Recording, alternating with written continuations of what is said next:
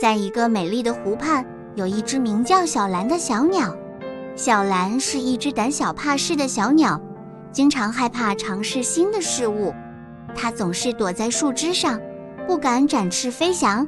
有一天，小蓝看到了一群大雁在天空中自由自在地飞翔，心里充满了羡慕和向往。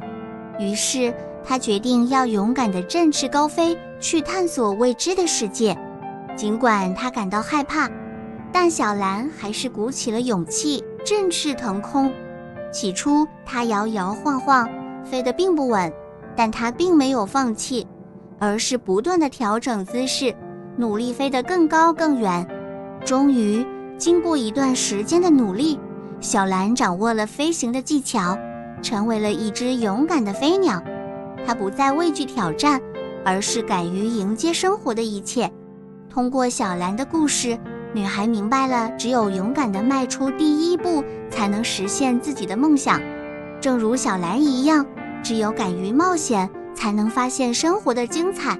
因此，她决心要学会勇敢，勇敢地面对生活中的一切困难和